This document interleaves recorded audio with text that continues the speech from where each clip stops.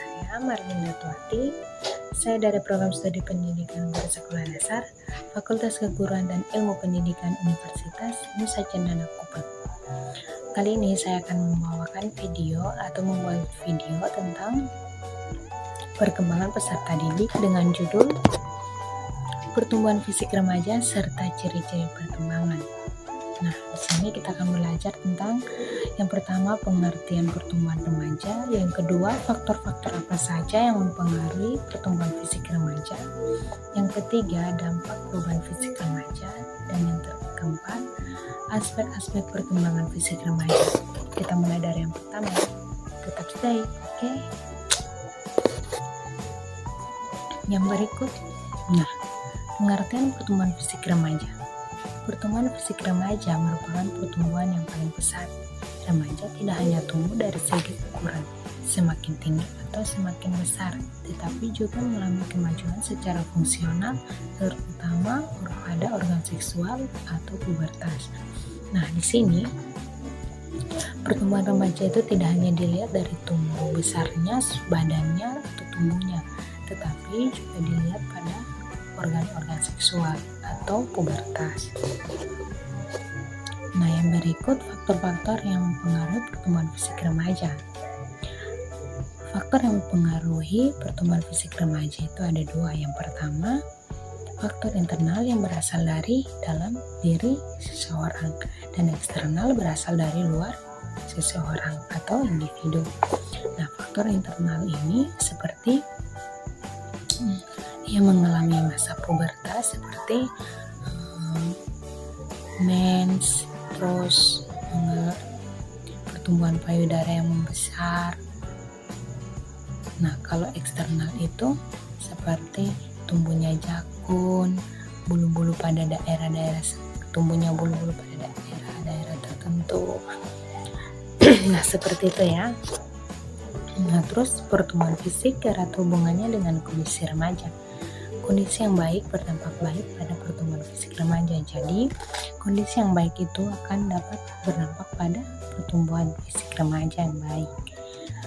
Nah, adapun kondisi-kondisi yang mempengaruhi pertumbuhan fisik remaja tersebut, yang pertama pengaruh keluarga, seperti faktor genetik ya. Contohnya seperti saya mempunyai mama yang berambut keriting, sehingga pengaruhnya juga turun kepada saya, yaitu saya juga berambut keriting, misalnya seperti itu ya. Dan yang berikut, gangguan emosional. Gangguan emosional ini akan menyebabkan seseorang dapat menghambat perkembangan atau pertumbuhan remajanya. Kalau ya sudah terlalu masa remajanya itu ya selalu emosi, itu akan dapat menghambat perkembangan pertumbuhannya. Yang berikut yaitu pengaruh gizi. Nah, anak yang mendapatkan gizi yang cukup, maka ia akan mempunyai badan yang sehat. Tetapi jika tidak, maka anak tersebut kekurangan gizi dan akan mengalami pertumbuhan yang kurang baik. Yang berikut yaitu jenis kelamin. Nah, jenis kelamin di sini itu yaitu seperti laki-laki dan perempuan. Misalnya laki-laki itu pertumbuhan berat badannya itu lebih berat daripada perempuan. Nah, itu. Terus yang berikut status ekonomi. Pada umumnya anak yang berstatus rendah akan lebih kecil daripada anak yang berstatus tinggi, di mana ia akan kurang sehat dalam pertumbuhan remajanya. Yang berikut yaitu kesehatan. Di mana ketika kesehatan ini, anak kalau sehat maka ia akan mempunyai tubuh yang sehat dan juga bagus. Yang berikut adalah kecerdasan, di mana kecerdasan ini dapat mempengaruhi faktor fisik anak tersebut supaya ia lebih dapat mengasah otaknya dengan baik. Yang berikut yaitu pengaruh bentuk tubuh, di mana perubahan pengaruh bentuk tubuh ini seperti laki-laki dan perempuan. Misalnya laki-laki lebih berotot daripada perempuan. Nah, kita lanjut yang berikutnya ya. Yang berikutnya itu dampak perubahan fisik remaja. Pada saat menstruasi, remaja wanita sering mengalami sakit kepala, sakit pinggang, kejang, dan sakit perut yang diiringi dengan pingsan, serta muntah-muntah dan gangguan kulit. Karena itu timbulnya rasa lelah, tertekan, dan mudah marah. Perubahan fisik remaja juga dapat menyebabkan gangguan pencernaan dan nafsu makan yang kurang baik, sehingga lesu dan lelah. Jadi, ini adalah salah satu masa pubertas dari wanita, di mana ia mengalami menstruasi, yaitu menstruasi itu contohnya seperti saya, kami mengalami sakit kepala, sakit pinggang, kejang-kejang, sakit perut, dan lain sebagainya.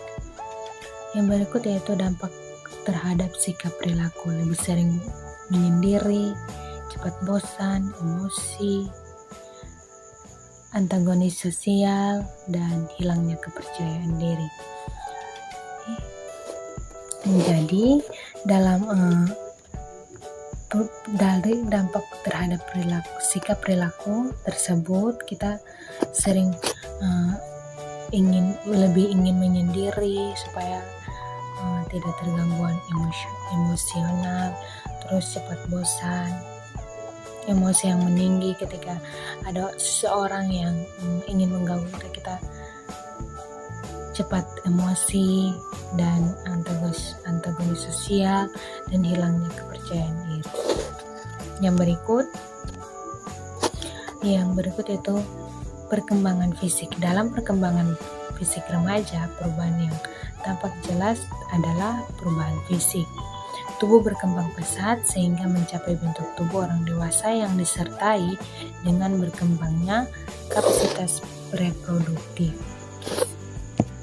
Nah, jadi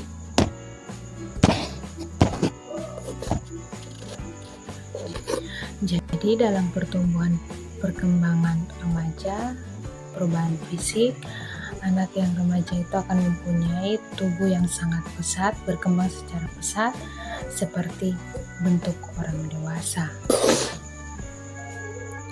Yang berikut yaitu dalam perkembangan seksualitas, remaja ditandai dengan ciri-ciri seks primer dan ciri-ciri seks sekunder.